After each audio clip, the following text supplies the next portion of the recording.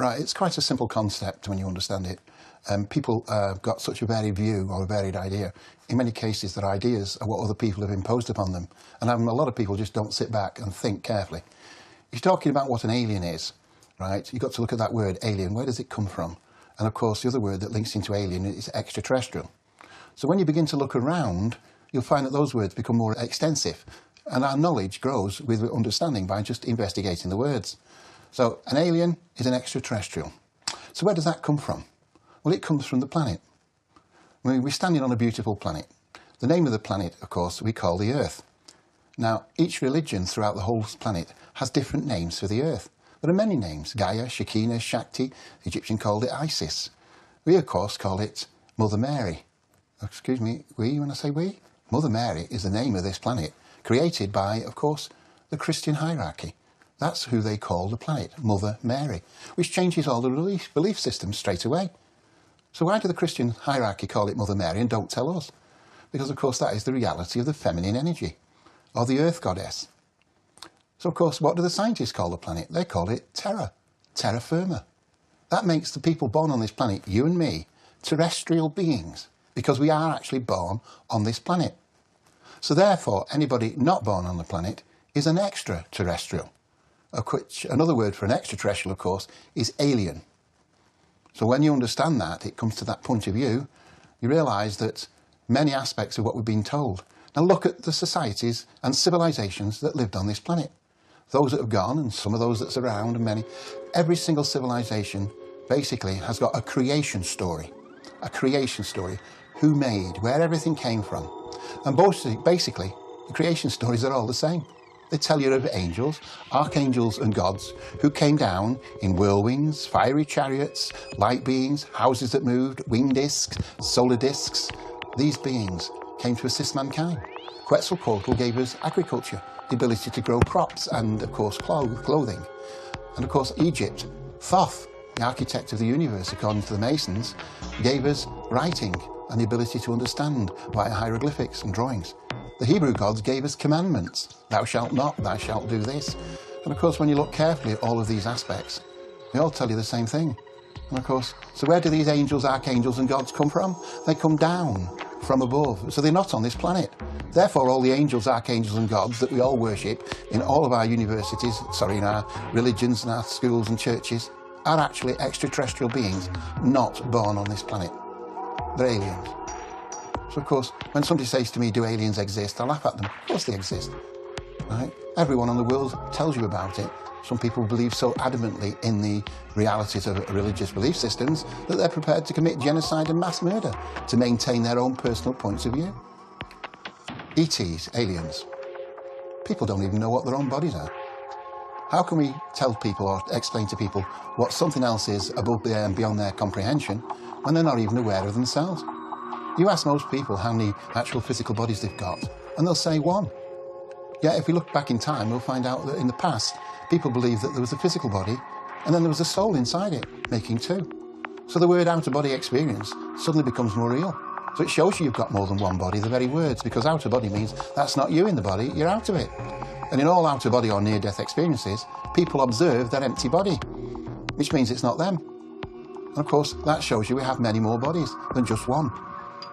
That also begins to explain the paranormal, because we can explain all the paranormal aspects that we believe is beyond our comprehension, because we have the information now.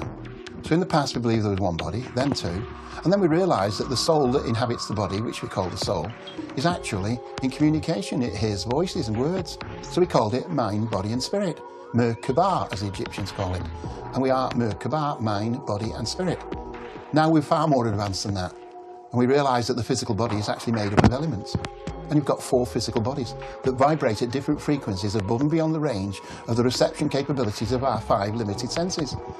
So we don't actually hear, see, feel and touch our other bodies because they're vibrating to a higher frequency. So what exists above the range of our eyes? When we only see 3% of the light in the room, because of course if we put you in a black room, you wouldn't see anything, but if we gave you ultraviolet or infrared glasses, you would. We see 3% of the light and sound that exists in the space in the same time. We're very limited in our consciousness. So how and where would any extraterrestrial life form be? Well, certainly not in this vibration frequency. because of course you couldn't leave them in the human body. Because today our violent nature is so bad that we would attack anything that doesn't fit us in.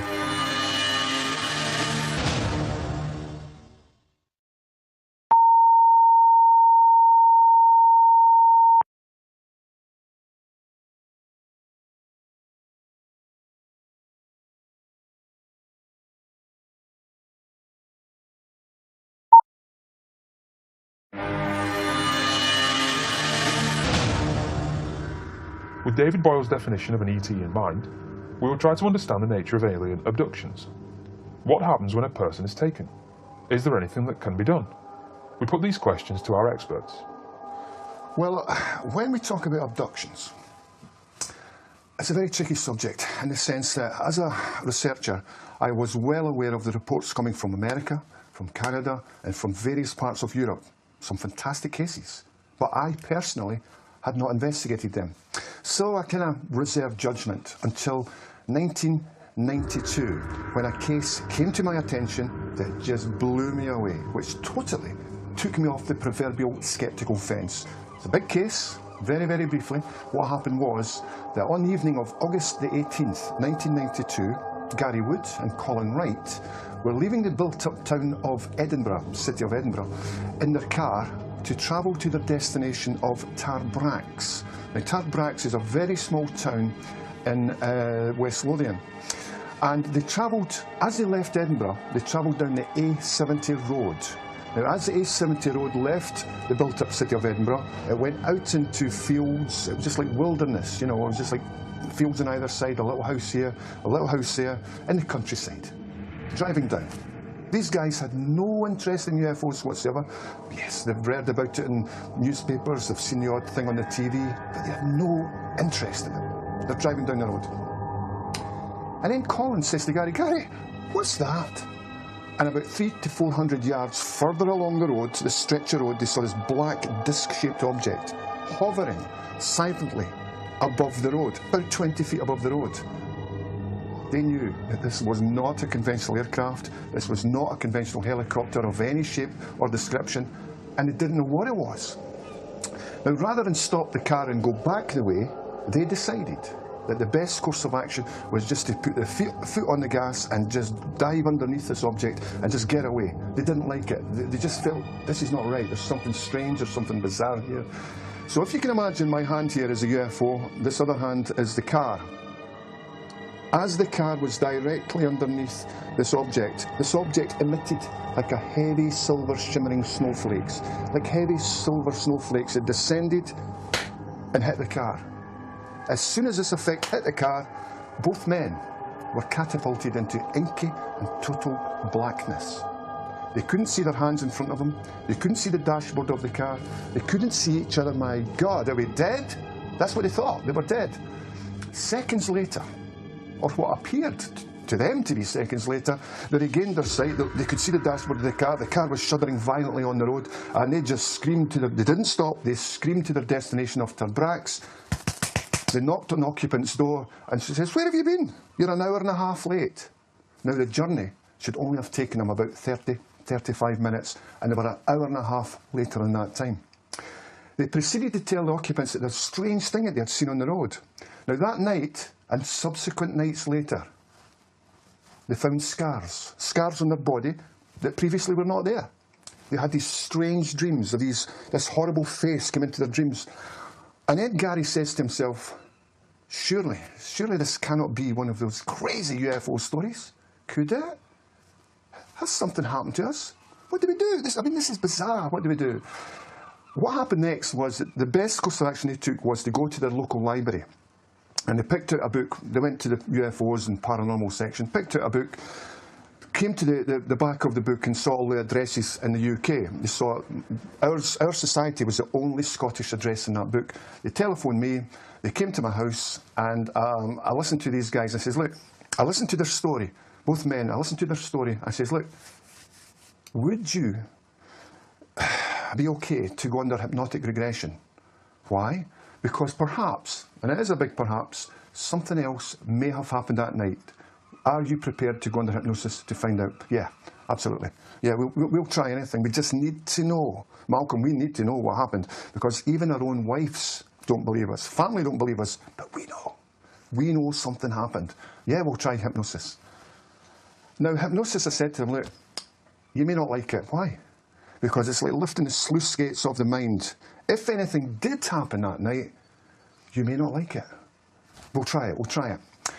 So to cut a long story short, we used a qualified hypnotherapist. We took the guys gingerly back to that August evening, and the typical abduction scenario unfolded. This is what happened under hypnosis. They're driving down, as I said a moment ago, in the car, everything's fine, listening to the radio. They saw the object, and then the blackness. Under hypnosis, we moved that blackness away, and they claim, sounds bizarre, it sounds crazy, they claim that they saw these small creatures walking along the road towards their car. Roughly about 3.5 to 4 feet tall, small childlike body, large pear-shaped heads with black inky almond-shaped eyes, and they opened the door and took both men into the subject. UFO, call it what you will. They took them individually into the subject, and individually they took them to separate rooms. Gary found himself lying on this flat raised table. They stripped him naked and subjected him to some medical or clinical examination. It sounds bizarre, but it typifies what other people have claimed to have seen. Now, Gary, he's a rough and ready character, a lovely, lovely man. And he says, Malcolm, I had no control whatsoever on this craft. I says, what do you mean? Malcolm, I was lying there on the table and I really wanted to hit one of these wee guys, but I couldn't. I couldn't do anything. The story is immense. I asked them to come forward to the public because we needed to know if there were any similar cases in Scotland. There was quite a few. As I said earlier, his wife didn't support him. His wife didn't really think that there was any substance to her husband's claims, and he was a wee bit upset about this. Until one night, I took a phone call in my house from Gary Wood's wife. She says, Malcolm, can I apologise to you? I says, why? Well, you know how I haven't supported my husband, and I just didn't believe his story. Well, last night I was lying in bed next to my husband. Gary was asleep. I was reading a book, put the book down on the bedside cabinet, switched the light off, and about 30 seconds later, something was pulling me by the ankles down the bed. Now, my head was on the pillow, and now my head was on part of the bed. And I looked, and I saw two small grey creatures at the foot of the bed who just waddled back into the wall and disappeared. Now, I 100% believe my husband. Just to finish this story, because it is a massive story, the BBC employed a chap who did a lie detector test on Gary Wood, and he passed it. He passed it with flying colours. And this is a top guy from the BBC. He says, Malcolm, he says, this, you know, there's no way that this chap is lying. What he said has happened to him. That is a big case in Scotland. I've only scratched the surface of it. But that case took me off the sceptical fence. I now firmly believe that mankind is dealing with some form of non-human intelligence. It's always been with us. It probably will be with us forever. On the subject of abductions, I think that it's definitely a very real phenomena and is going on a worldwide basis. I think occasionally, sometimes there can be alternative explanations, such as sleep paralysis. That's where your body shuts down to go to sleep, but then you wake up again and find you can't move at all, but you can look around. And that has similarities to one of the aspects of the abduction phenomena. However, I don't believe that it's the cause of a lot of them. There's evidence that people are actually physically taken. They come up with markings on their bodies that they'll sometimes remember later has come on an instrument used by the creatures during their abduction. And also you've got the alien implants, where small implants are sometimes found inside the abductees, and again that coincides with what they remember of the experience. The implants are generally a mix compounds and various metals. They're not, say, a small silicone chip or anything like that, for the most part. And I think the reason behind this is so that if we actually find the implants, we can't use those as evidence for it being a genuine abduction, because the creatures appear to not want the human race to know what they're up to. When people are taken during the abduction experiences, I think that there's a lot of evidence to suggest that at least some of them are actually physical. But there's also some aspects of the phenomena that appear to be more metaphysical or spiritual in the way that they're taken through the wall of their house or out of their car and drift up into the air. So it's possible that some of them, it's just their mind being taken rather than their actual physical self. So, with metaphysical abductions as well as physical abductions, it links back to what David Boyle said before. You ask most people how many actual physical bodies they've got, and they'll say one. Yet if you look back in time, we'll find out that in the past, people believed that there was a physical body, and then there was a soul inside it, making two. So the word out-of-body experience suddenly becomes more real. So it shows you've got more than one body, the very words, because out-of-body means that's not you in the body, you're out of it.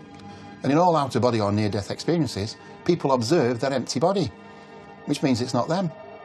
And of course, that shows you we have many more bodies than just one. Moving on with our investigation, we asked David Sadler, member of the UPIA, his opinion on alien abductions. We have received reports of alien abductees, from alien abductees in the past, and this is a very, very touchy area. I mean, you could go down into the realms of psychiatry, psychology, but these people obviously are convinced of what takes place. And I'm not saying these things haven't took place, but what people don't take into account who do have odd experiences at night, their night terrors and sleep paralysis, are different types of sleep disorders, narcolepsy. There's a whole realm of different varieties of sleep disorders that take place, and people don't realise that they're suffering from things. And that's also classified in the same way within the paranormal. Within narcolepsy, people are reporting to have small beings enter the room and fingers touching them in the night, which is a classic report of alien abductees. But at the same time, people being touched by small people in the night, chills, people sitting on the edge of the bed, could also be related to the paranormal. So the alien abduction scenarios are very interesting world over, more so in the USA obviously, but there's still a lot of reports from people in the UK. We've recently received one report from down in Kent, and they've asked us to put them in touch with an abductee support group. The best one I knew of until recently, when a gentleman who ran it, a British ufologist, actually passed away, unfortunately. So we're in the process of trying to find a group we think would be able to help them rather than, I don't know, hinder them. One major alien abductee case, which is known internationally and it's actually local, was in Didsbury back in 1977, and that of Linda Jones, who was walking along with her son and daughter and witnessed what they thought was a UFO. Things actually took a bit of a turn, and loss of time took place. Little green men were witnessed, etc., etc. That was in 1977, and that's still being studied today. The case is still being studied because things are still taking place because of that. And that's a case which intrigues me, because I've got a contact who's actually the person, one of my good friends is actually the person who's been looking at the case for many, many years. And the information he's come across with, and his belief, changed my views of alien abductions a lot. Another classic case of something odd happened just behind me. This is Bosley Cloud. We're actually at Timbersbrook Nature Reserve at the moment. Bosley Cloud's behind me. It's a big prominent place within the East Cheshire area, just south of Congleton. And on the back of that is the Bridestones, which is a Neolithic burial cairn where a lot of odd events take place, paranormally and possibly ufologically.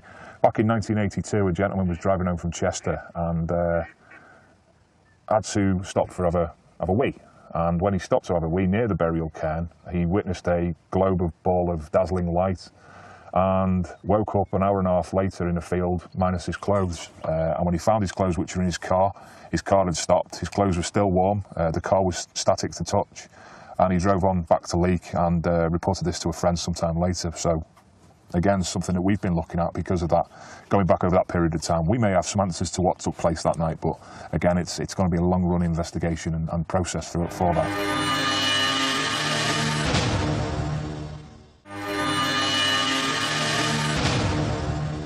Welcome back to Paranormal Happenings. We head back to Malcolm Robinson, founder of SPI, and ask him how he approaches each alien and UFO sighting, and also his opinion on crop circles. We approach every single UFO sighting with a very, very sceptical mind. Even although I firmly believe in an alien presence, I go there to disprove everything I possibly can until it's just so overwhelming that I've got to say, you know, where do we go from here? So really, we do try and disprove, to this day, we try and disprove UFO reports until we prove otherwise. 95%, you've got to understand, 95% of all UFO reports have natural, identifiable solutions. This only leaves a small 5%.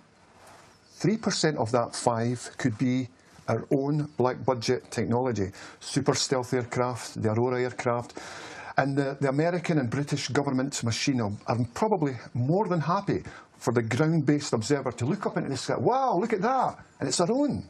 It's our own technology. And I think 3% of that 5% is our own stuff. More so maybe over in Nevada, Area 51, where they're test flying some bizarre prototype craft, could well be our own. We could go into the realms of, is it back-engineered? Is it something we've back-engineered from Roswell or from somewhere else? Possibly, but that's speculation. It leaves 2%. 1% of the 2% could be, my opinion, a rare and as yet undiscovered atmospheric phenomena, something akin to ball lightning, something that we don't, at this point in time, can quantify, something atmospheric, something that people are seeing but misreading and misperceiving that as something fanciful. 1% doesn't sound much out of 100. 1%, I am absolutely 100% convinced that we are dealing with this 1% is alien. What is alien? Is it interdimensional? Is it extraterrestrial? Do they have bases in the oceans? You've got to understand that many, many really good reports of UFOs have been seen coming from out of the oceans and diving back into the oceans. They may well have bases here. So it's a potpourri, if you like, of a whole range of different ways to look at this subject. But the end and bottom line is we are dealing with something real. We're dealing with something that's always been with us. Crop circles. Well, I mean, my God, I love crop circles. I love the county of Wiltshire. I've been down to Wiltshire many times. I mean, obviously, crop circles are not a Wiltshire-based phenomenon. We know that. It happens in Hampshire and all over the UK and all over the world. And it's amazing because initially in 1980, we had these singular crop circle patterns, just your normal circles. And then after that, we had these what's known as pictograms and insectograms, where we had these boxes and cubes and variations coming from the circles. Absolutely beautiful. I didn't know then if we were dealing with an alien presence. Was it UFOs coming down, like some pastry maker thing that made these things? I didn't know. I really didn't. Now, one of my friends is a chap called Matthew Williams. He's based in Wiltshire. He stays near Devizes in Wiltshire. And he's a wonderful guy. He's a researcher. And he is a self-proclaimed crop circle maker. Everybody knows it. And he makes some amazing designs. However, trying to ask Matthew, did you make this design? Did you make that design? He won't confirm it. We know that he does them. He's been used by Japanese television. He's been used by British manufacturers to make something for advertisements. There's a chap called Michael Glickman, Professor Michael Glickman, who is well known to Matthew. And he says, Matthew, I don't believe you're making these crop circles. But I'll tell you what. I'm going to send over a design, because he lives in Germany, this Michael Glickman. I'm going to send over a design by email. And if you can make that and photograph that and send it back to me, then, OK, I'll accept it. So he sent this intricate design over to Matthew Williams from Germany. He caught it by email. Matthew assembled his troops, if you want to use that word. Guys, we got this from Glickman. Let's go and do it. So under the cover of darkness, they made this phantasmagorical crop circle, which was really elaborate. They got on step ladders and went up with a pole, with a camera on the pole, with a little pulley thing to pull the shutter, and photographed it. They then sent it over to Germany. And Michael Glickman went, my God, I've done it. But rather than admit defeat gracefully, Michael Glickman then contacted the local Wiltshire Constabulary and said that there's a gentleman in your area, in your jurisdiction, who is raping, if you like, if you want to use that word, the fields of Wiltshire, destroying the fields of Wiltshire. And I've got proof because, and here we go. The police became involved.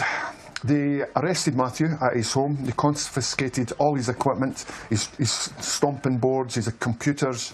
He never got those computers back. Months and months later, and they were all destroyed. A lot of files was destroyed, photographs were destroyed.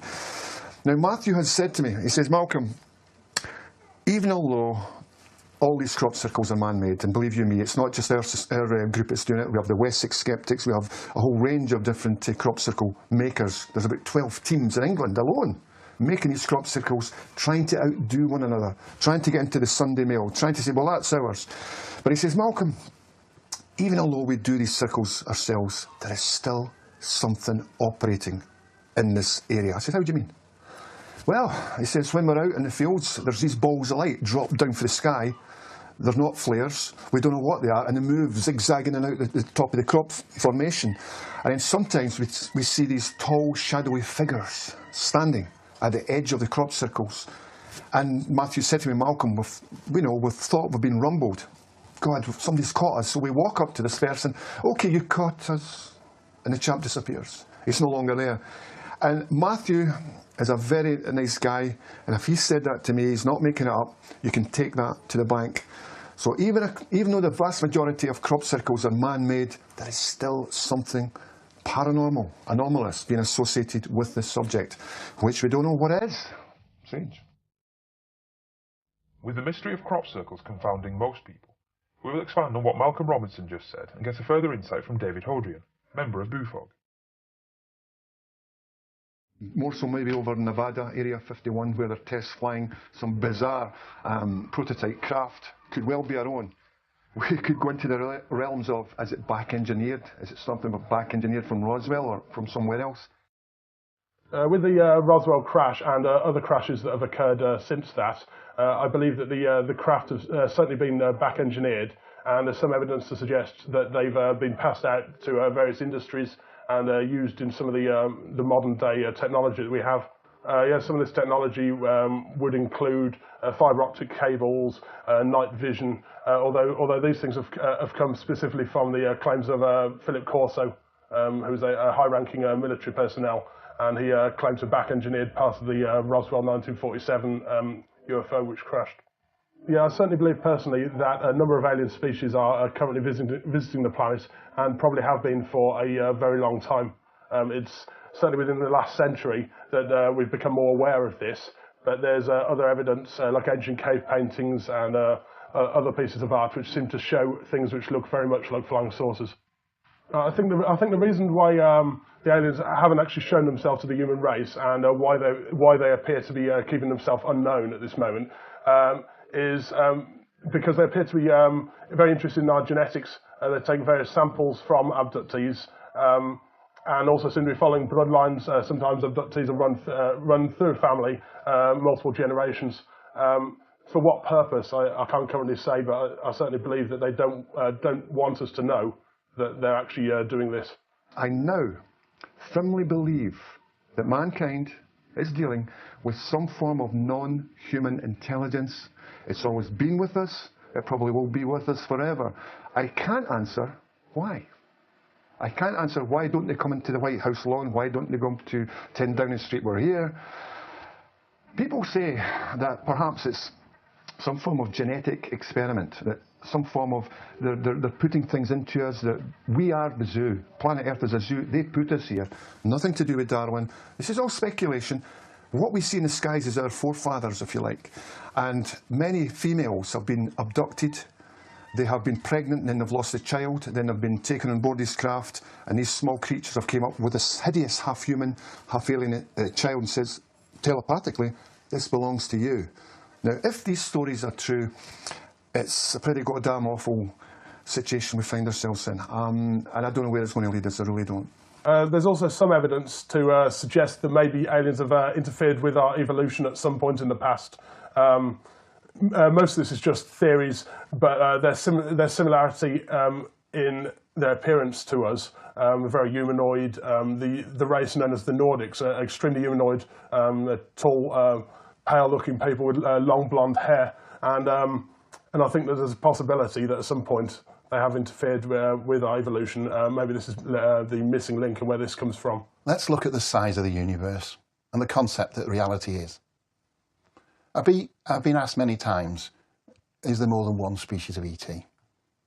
Of course there's more than one species of ET. Look around you. This planet has thousands of life forms. All the different types of life forms here, the DNA for most of these has come from extraterrestrial sources. The ETs have donated their DNA for the benefit of mankind and all the other fauna and flora on this planet. ETs exist in every form and every style you can imagine, As I said before, you don't even know what your human body is. I'll ask you this question and look at this carefully. What would you get if you crossed a lion with an ape? And the answer is the human early hominoids. That's why females, lionesses, don't have beards. That's why you've got canines. That's why, of course, the men's beards or the manes only appear when they're adults. And on the back of your skull, you've got a little knurled bone at the top of your spine, which allows your head to bend down from being on all fours. And if you travel down to the other end of your spine, you'll find there you've got the remains of a tail. And of course, you've got every attribute, both lion and ape. And if you think that's a far-fetched story, just have a look carefully. You see, a long time ago, we ran out of food on the planet. So the genetic engineers who crossed the line with the ape, crossed the human being with a warthog, what would they make? Well, I'll tell you, it's already been done. Have a good look around. And have a look at a being that's got the same aspects of the skin that we have. So we have to put sun cream on the skin of pigs, domesticated pigs. Why? Because they're half human. Did you know the pig has every organ inside exactly the same as a human body? Which is why the military use them for bayonet practice, because the resistance within a pig is exactly the same. And of course, that's why we can take heart valves and insulin out of them. And they're not rejected by the human body because they're half human.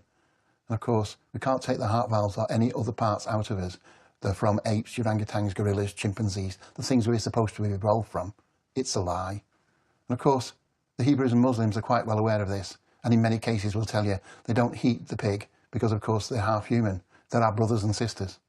And the cannibals tell you we taste like pork and call us white lung pig. So let's have a look at the other animals on the planet. Well, everything's made. Everything is made from DNA combinations. Isn't that what it tells us in the Bible?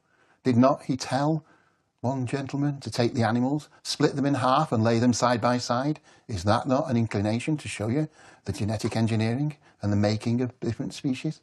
Side by side, cut in half, Abraham. And then you understand that Abraham was Abraham, beloved of Mary of the earth. And as I told you before, Mother Mary is the name of this planet. Then we start to realise terror amongst many names. So, if you want other animals, well, just look at a rabbit. Take the back legs off a kangaroo, the body off a cat, the head off a pack rat, and the ears and the digestive system off an elephant, and you've got your rabbit. And if you look at all the other combinations, you can start to suddenly work out what bit came from which to make which animal. You see, they took the bill off a duck and stuck it on a platypus, and it survived. Fantastic experiment, that. Beautiful creature. So what do you think the ETs look like? From species from planets a million times bigger, far more older than this Earth is. This is only a baby solar system and baby planet compared to the rest. They've crossed every type of DNA with every other type to hold the energy of the physical body, or the real you, the personality, held within the body for lessons of evolution and consciousness. The human body is a computer, as all the ETs are computers.